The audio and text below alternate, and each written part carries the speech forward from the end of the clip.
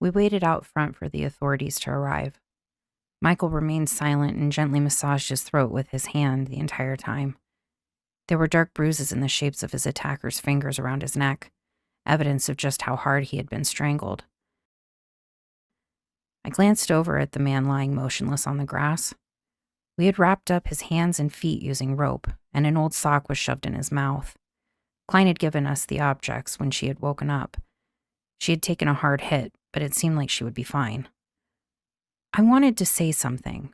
For some reason, the silence was overwhelming, and I wanted to break it just to release the tension. I had no idea what to say, though, so I kept quiet. Instead, I just kept my arm around Michael's waist. We had been through a lot over the years. When his grandfather had taken him out in the field to show him the more dangerous sides of the family business, I had insisted on coming as often as possible. In a very real way, his grandpa Charles had trained us both. Michael got the lion's share of that training, of course, but mine hadn't exactly been lacking. By the age of 12, Michael was doing field work without supervision, and I was right there alongside him whenever possible. None of these investigations were actually sanctioned, of course. His grandfather would have read us the riot act if he knew what we were doing. That didn't stop us from doing them, though. If anything, it made them even more exciting. Adventures, we had called them. A number of those so-called adventures, more than I cared to admit, had led us into highly dangerous situations.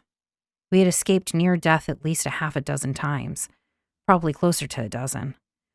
While most teenagers had been obsessed with things like grades and dating, we had been more concerned with keeping out of reach of the hellhound with lava dripping from its mouth, or figuring out how to not be infected by a demonic blood plague. This was different, though. Michael hadn't been attacked by some paranormal freak show. This was a person. Somehow, that made it a lot worse. I heard the approaching car before I saw it. The unmistakable crunch of tires on dirt echoed up the street, and a moment later, a pickup truck turned into view. It hurried towards us, kicking up dirt and mud as it went, and finally came to a stop behind Klein's car in the driveway. Dressed in his sheriff's uniform, Trent Peterson got out of the truck. He adjusted his belt before coming towards us. He was still a number of paces away when I was struck by a strong waft of cigar smell coming off of him. His eyes slowly moved from us to the bound unconscious man. "This the guy that attacked you, Dyer?" Peterson said as he pointed out our captive. Michael nodded wordlessly. "You heard it all?" After a moment's hesitation, Michael moved his hand away from his throat. Peterson leaned in and looked at the marks closely. "He really got you, didn't he?" the sheriff remarked as he took a step back. "That must hurt like hell. Did you get that mark on your cheek from him hitting you, or the fall to the floor?" "Neither," Michael muttered. "How'd you get it, then?" He raised his eyes to look at the taller man in the eyes. "The same place I get most of my bruises." Peterson stared back at him for a brief moment before averting his eyes. I could tell that he was trying to come up with something to say, but was struggling with it. It was hard to feel anything resembling sympathy for him. "I see," he said lamely. "Okay, well, I should take a look around the house and at the cellar. Make sure that no one else is hiding out." He took his gun out of his holster and started towards the house. "Wendy Klein is in there resting," I called after him. "Try not to shoot her while you're in there." I watched as the sheriff checked to make sure the crazed man was secure before he vanished into the house. I detested that man. Even if he hadn't been complicit in allowing Michael to be tortured by his father, I still wouldn't have liked him. He came across as smug and arrogant every single time that I saw him. After about 20 minutes, he emerged from the house and went over to the cellar. I could see him struggle with taking off the lock for a few seconds. Once he got it off, he opened the doors and went down the stairs until he was out of sight. "Do you want to go?" I asked Michael, slipping my hand into his. He didn't tell us that we needed to stay. "No," Michael whispered with a shake of his head. "I want to know what he finds."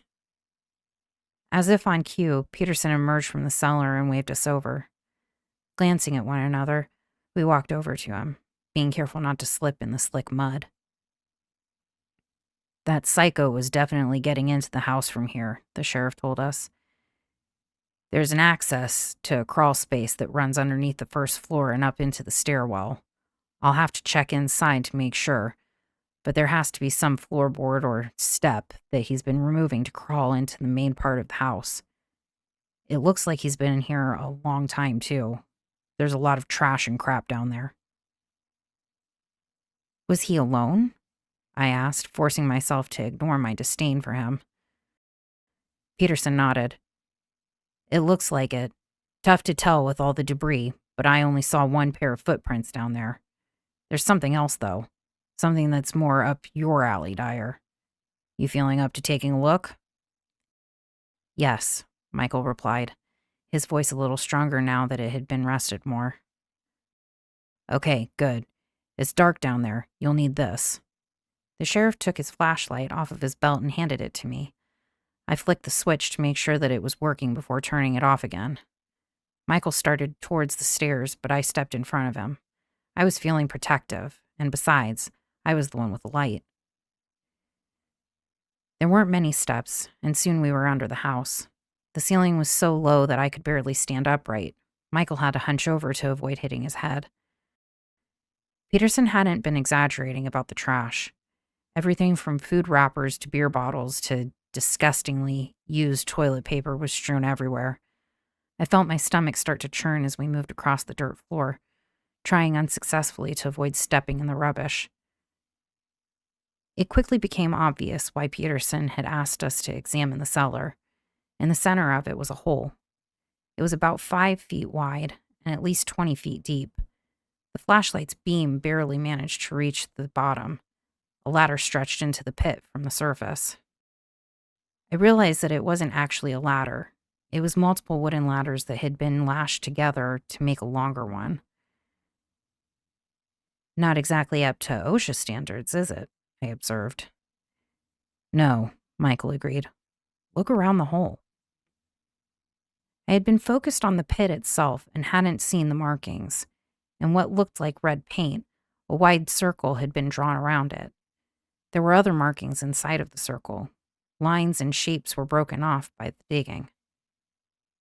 The markings are older than the hole, Michael observed as he knelt down and touched part of the circle. It's very faint and flaking away, but I can still see fresh shovel marks on the sides of the hole itself. Any idea what these markings actually are? I asked. There's no way to tell. Too much of it has been dug away. If I were a betting woman, I'd say this looks like some kind of protection circle. He nodded slowly. Maybe. If you held me to the fire and made me guess, though, I'd say it looks more like a seal. I looked at him curiously. As in, a seal to magically keep something locked up? Like I said, there's no way to tell. Not for sure. Let's hope I'm wrong, though. My eyes turned back to the pit. Yeah, because if you aren't, odds are whatever was sealed away has already been let out.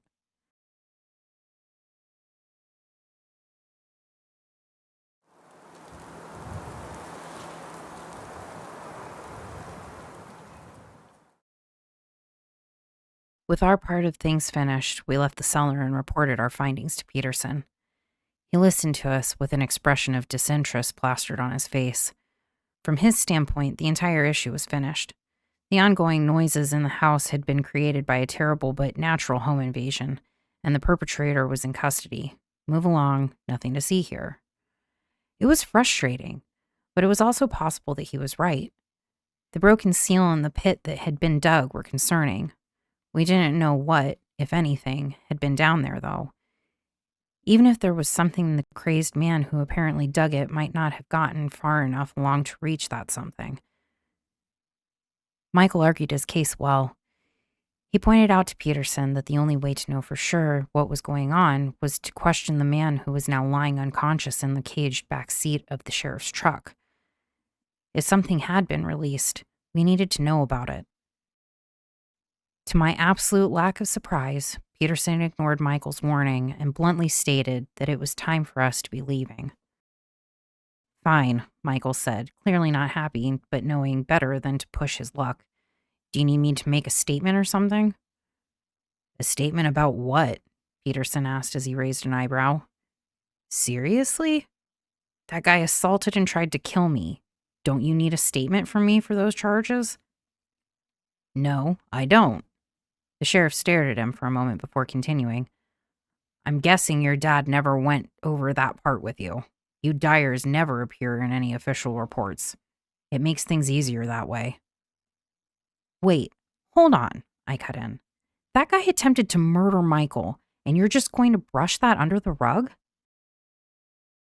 You really want to watch your tone with me, Stone. Lamplight Woods and the Dyers have an arrangement. You're not part of that. I was seething. I balled my hands into fists as I desperately wished that I could make his head explode with my glare. I opened my mouth to say something that would have gotten me into a lot of trouble.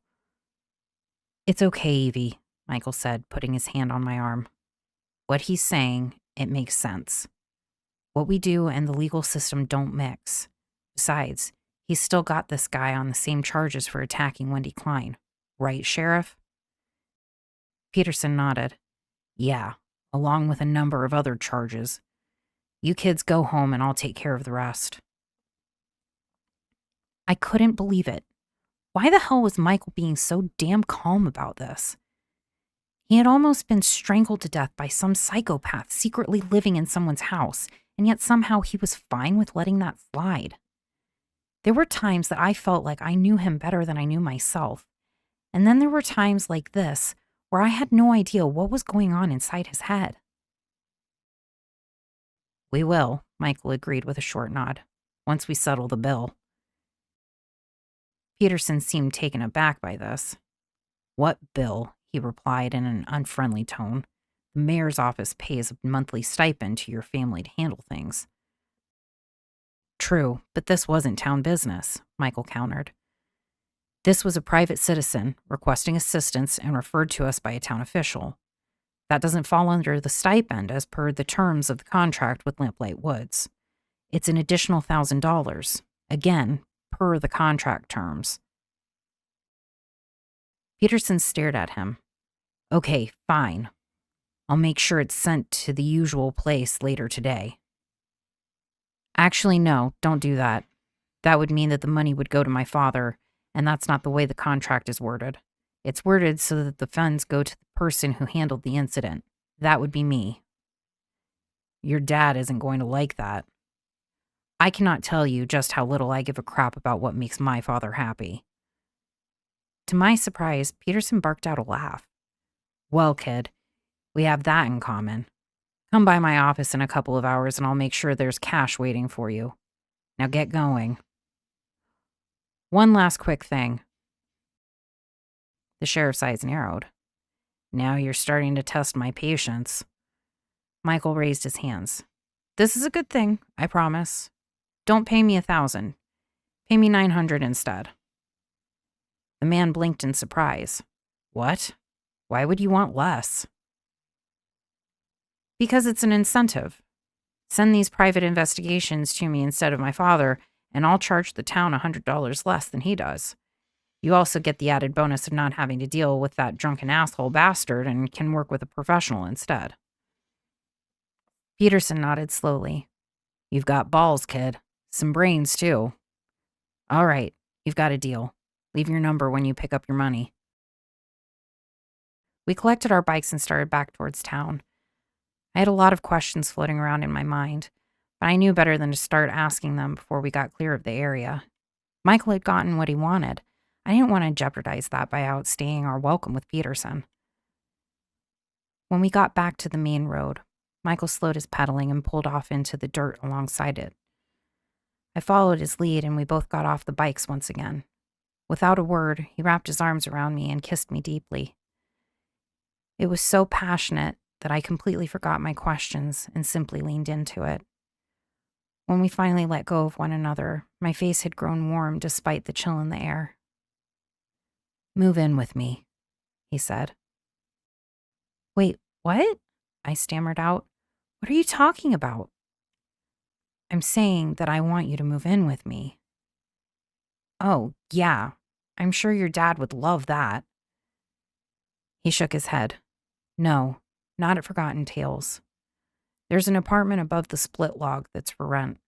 I've already talked to Martin Grant about it. All we need to do is put down a deposit and pay this month's prorated rent. We can move in today. I took a step back. Whoa, Michael, slow down for a minute. I make minimum wage working at the pharmacy, and you don't have a job. We can't afford that. Yes, we can. He pointed back in the general direction of Wendy Klein's house. You heard Sheriff Peterson. He's going to send all the private citizen investigations to me. We average 3 or 4 of those a month. The pay for this one is enough for the $400 deposit and the prorated rent, and there will still be a little left over. We may have to sleep on the floor for a couple of weeks, sure, but Evie, we'll be free. I couldn't wrap my head around what he was telling me. It was so unexpected that my brain was refusing to cooperate. I stared at him with what I could only assume was a very stupid expression on my face. Michael smiled slightly and took my hands in his. He leaned in close and looked directly into my eyes. There was a silent plea in them. Move in with me, he repeated. This is really crazy, I told him, more playful than serious. You do realize that, right?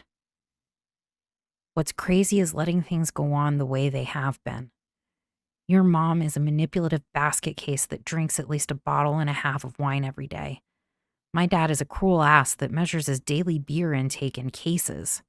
Every moment that we are in their homes, it makes us lesser. Every moment that we're together makes us greater. That is the sweetest thing you've ever said to me. He looked embarrassed. I wasn't trying to be sweet. I was just telling you how I feel. I gave him a quick kiss. I know. That's what made it so sweet. Let's go get packed.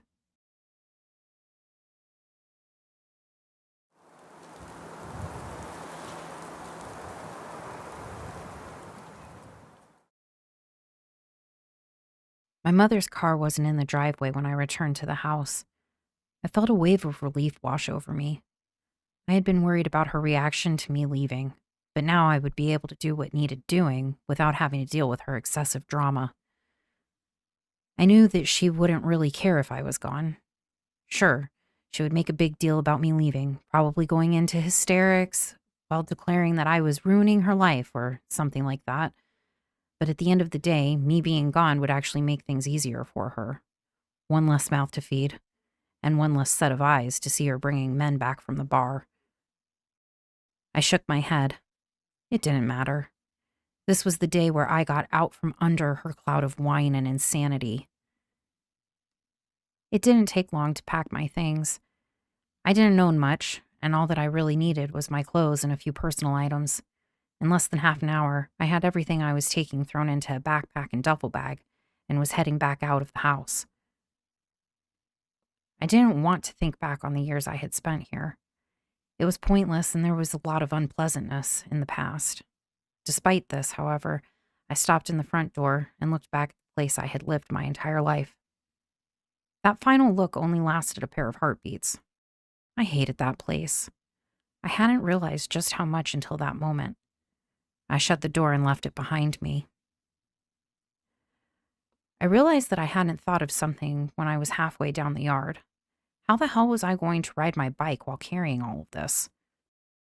The solution that I came up with wasn't elegant, but it got the job done. I tied my backpack to the handlebars and tightened it as much as possible to keep it away from the front tire, and I slipped my arms through the straps of the duffel bag so that I could wear it on my back.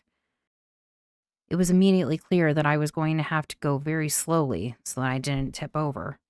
Michael was likely going to have an even harder time. He didn't just have clothes he needed to bring. There were also the various tools and other objects he'd need for his newly acquired line of work. Some of those objects that he favored were magical or cursed. His grandfather had preferred the term influenced, but whatever name they went by, It meant that they needed to be transported carefully. I nearly lost my balance and tumbled off the side of the road. I caught myself at the last second and managed to steady the bike. Michael would just need to figure it out. My attention was needed elsewhere. The neighborhood was quiet. That was to be expected on a work and school day. No one was outside, and the only sounds were the wind and a few birds chirping in the distance. Although I knew intellectually that no one was around, I couldn't shake the feeling that I was being watched. I wasn't one of those people that always thought that eyes were on me. I very rarely got that sensation. And when I did, I was nearly always proven to be right. That's why I tended to trust myself when I felt it. This time, though, I couldn't see any reason for it. There didn't seem to be anyone watching from any of the windows, and not a single person was in the yards. The feeling persisted.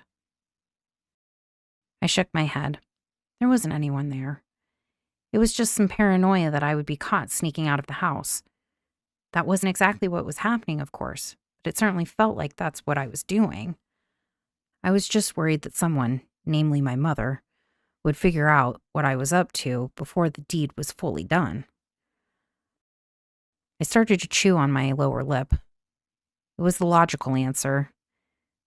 That didn't mean that I was able to convince myself that I was right. If anything, the feeling grew stronger. I found myself constantly looking to the sides and over my shoulder as I left the neighborhood and turned towards town.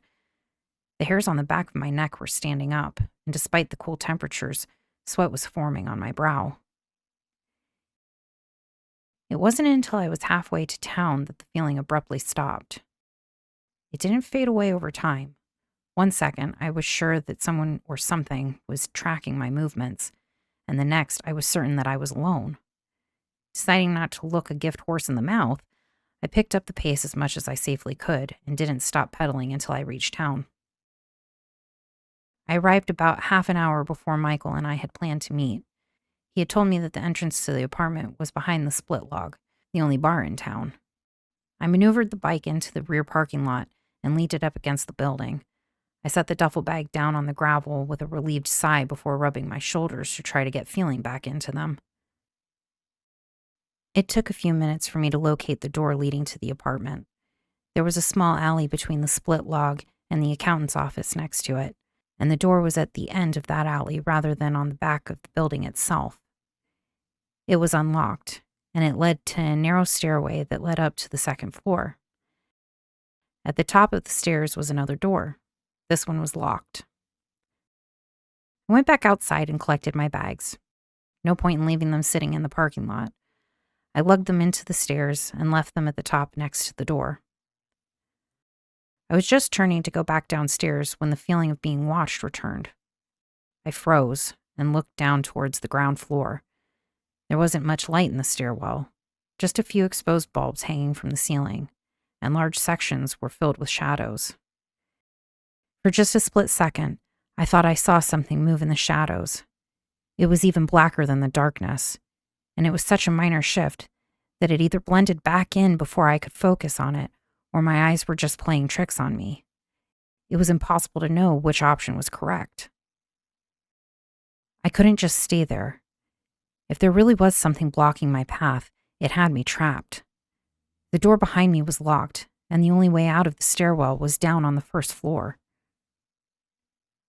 Picking up my duffel bag, I set it down on the stair in front of me and kicked it down the stairs. It bounced its way down step by step. I watched it intently and listened closely as it went.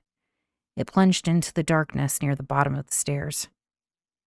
I heard it thump up against something. I gripped the banister tightly with one hand. The downstairs door opened, allowing the sunlight in and washing away the shadows.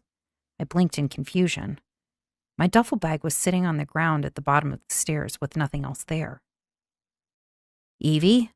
Michael's questioning voice called up from the doorway. "Everything okay?"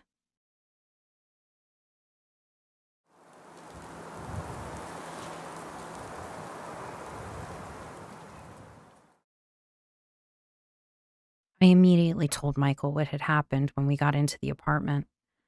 I suppose in different circumstances, I might have been inclined to chalk everything up to being the result of an overactive imagination. But this was Lamplight Woods. If you thought that a monster was lurking in your bed, there was a 50-50 chance that you were right. As soon as I was finished, Michael dug through the smaller of his 2 bags until he found the magnifier he had used earlier in the day. He went back out of the apartment and into the stairwell. As I watched from the top, he went over every square inch of it, carefully examining everything until he was finished. "There's nothing here, Evie," he assured me. "That's not to say there wasn't, just that if there was, it's gone now. You said that you didn't get a good look at it?" "I didn't get any kind of look at it," I replied. "I never saw it. I just felt that it was there. You don't think I'm going crazy, do you?" He smiled and shook his head. "Out of the 2 of us, there's no way you go crazy before I do. Best guess, some kind of roaming spirit. It latched onto you at some point today and followed you here. If you're not feeling it now, it must have been scared off or wandered away." The explanation made sense. Lamplight Woods was full of roaming spirits, souls that remained after death but weren't tied to any particular place. They could turn up in the most random of places. I wasn't totally convinced that's what had happened, but I didn't have a better explanation for it either. Besides, I could worry about that later. It was time to take a look at our new apartment. Despite the scare I had just had, I found myself struggling not to smile like a dummy as Michael unlocked the door at the top of the stairs. Our apartment. It sounded so alien and so amazing at the same time. It was hard to believe that this was actually happening. The door swung open. Light from the apartment windows poured into the dark stairwell, and I squinted as I waited for my eyes to adjust. As they did so, they immediately fell on a very fuzzy and very blue welcoming committee. Sitting on the wood floor was Mira. The rabbit-like animal was sitting on its haunches, its long bushy tail slowly moving back and forth behind it. Its blue fur crackled with static as it stood up and stretched. The short white horn on its forehead nearly touched the floor as it did so. "Well, hello there," I said as I reached down to run my fingers along the creature's back. "I'm glad to see that you'll be joining us on this new adventure, Miss Mira." I glanced up at Michael and saw him choke down an almost automatic response. As he had reminded me 1,000 times, and I had ignored just as many, Mira was an almirage, a mythical animal that not much was known about. It was impossible to determine its sex. It had always struck me as being of the female persuasion, however, and no amount of science or logic was going to convince me otherwise. "There was no way that I was going to leave Mira with my dad," Michael said instead. "Oh, I completely get it," I assured him. "Fuzzy Pants here is family and always welcome.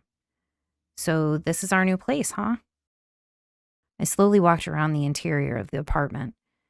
It wasn't very big, but it was more small in that cozy way instead of feeling cramped. The living room was large enough for some furniture, and the kitchen was spacious enough to work for our needs. I would be the one doing the cooking, of course. I had tasted food prepared by Michael, and that wasn't an experience that I was looking to repeat. A narrow hallway off the kitchen had 2 doors. I opened the first and found the bathroom. There wasn't room for a tub, but the shower looked like it would do nicely. I went back into the hall and opened the second door. As I suspected, it was the bedroom. "I know it's not much," Michael said apologetically as he joined me in the room. I smiled reassuringly and gave him a kiss. "It's perfect," I told him. "Or at least it will be once we make it our own. We have plenty of time. Assuming that Lamplight Woods stays weird and you keep getting a paycheck from it, of course." He grinned. "Not much chance of it getting normal anytime soon. So what do we do first?" I have a very naughty answer to that question, but I should probably go with the practical answer instead. We should go get supplies. Toilet paper for the bathroom, a couple of lamps so we can see at night. Oh, and food, obviously. We don't have a refrigerator, so we can't get anything cold, and no stove, so we can't cook anything. But we can make do with the cupboard stuff." Michael nodded. I might have a line on some appliances. Holt's Diner is getting some new kitchen equipment, and Donnie Holt said he would sell me some of the old stuff for cheap. Nothing fancy, but it works. I just need to go get measurements tomorrow to make sure we can get it up the stairs. That's using the old brain, I said approvingly. For tonight, let's go get some groceries and maybe swing by the diner for some burgers. My treat. Maybe Donnie will let us get those measurements while we're there. We left the apartment hand in hand. We'd walked down the street that constituted Lamplight Woods' downtown countless times. This time felt different. There wasn't that lingering notion in the back of our heads that we would soon have to return to a place that we hated. It was freeing. As we left the alley and came around the front side of the split log, I felt a cold shiver go down my neck despite the warm summer evening. That feeling of being watched was back. I slowly scanned the area around us, looking for anyone or anything that might be causing the sensation. There were a number of other people out and about, but none of them were paying any attention to us. Do you still need to make that delivery for work tomorrow? Michael asked, pulling my attention back to him. Oh, yeah, I do, I replied slowly. He must have noticed the tone in my voice. Is everything okay? I nodded. Yeah, I'm fine. I think I'm just still a little on edge from earlier. But yeah, I'll be making Old Man Harrington's monthly medication delivery tomorrow. I really don't understand why he gets his meds delivered when everyone else has to pick up there, especially when he lives out in the middle of nowhere. I raised an eyebrow. Do you want to know the real answer to that? Well, yeah, I do. I smiled slightly as I brushed an errant strand of hair out of my face. If you ask my boss, he'll tell you that it's because Harrington has been a long-time customer and he pays a premium for a service we typically don't offer. That's the official story. The very unofficial but also more accurate one is that my boss is growing pot at his house and uses the medication delivery excuse to ship a good portion of his crop to his best customer. Michael stopped walking and looked down at me. Are you telling me that you're running drugs? Just to this one guy, and come on, it's just pot. I'm not a member of a cartel or anything. Besides, it's not like you and I haven't partaken from time to time. Yeah, okay, I hear you. Just don't get caught, okay? I don't want to have to visit you in prison on the weekends. My smile turned crooked. But Michael, just think of the conjugal visit. We could have all kinds of fun behind bars.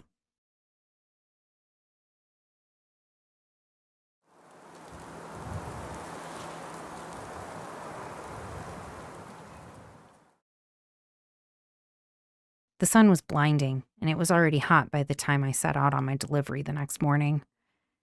As was always the case when making this particular run, my boss, Mr. Whitman, had given me the keys to his pickup. I bounced them in the palm of my hand as I walked out of the pharmacy's back door and towards the old rusted vehicle. How long are you going to be gone? A woman's voice questioned from the door I had just gone through.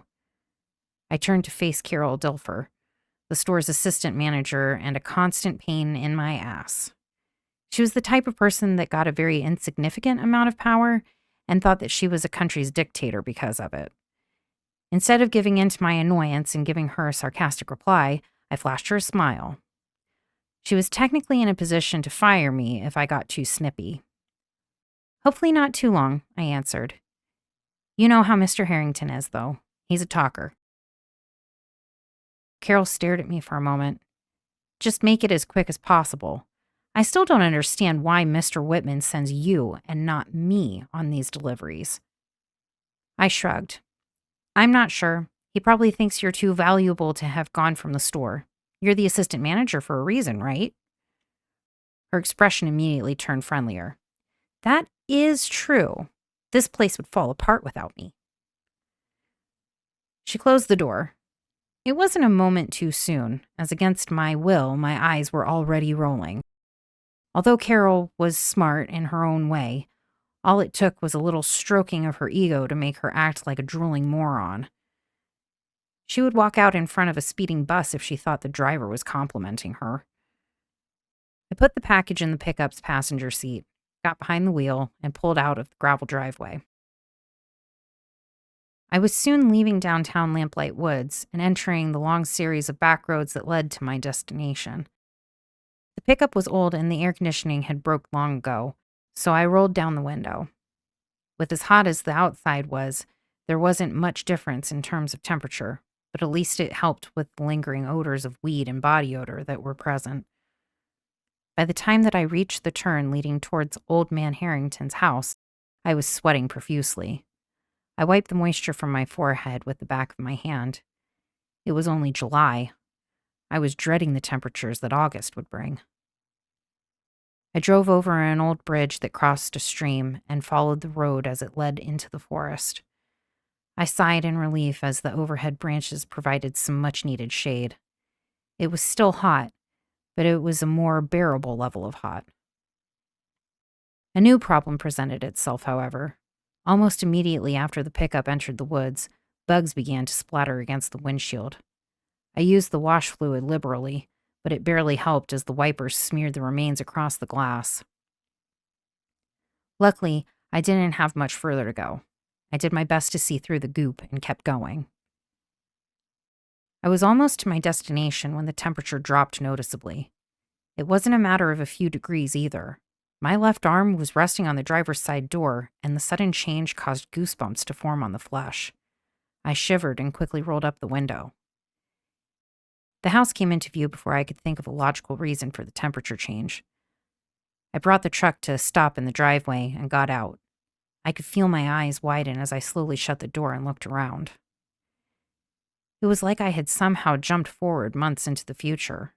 Instead of the bright greens of summer, the woods surrounding the house were filled with the orange and brown leaves of autumn. A thick layer of them covered the ground, and the sky above was gray and dim. Cold air blew through the clearing and rattled the house's shutters. I turned to look back the way I had come from. Further down the street, I could still see the signs of summer.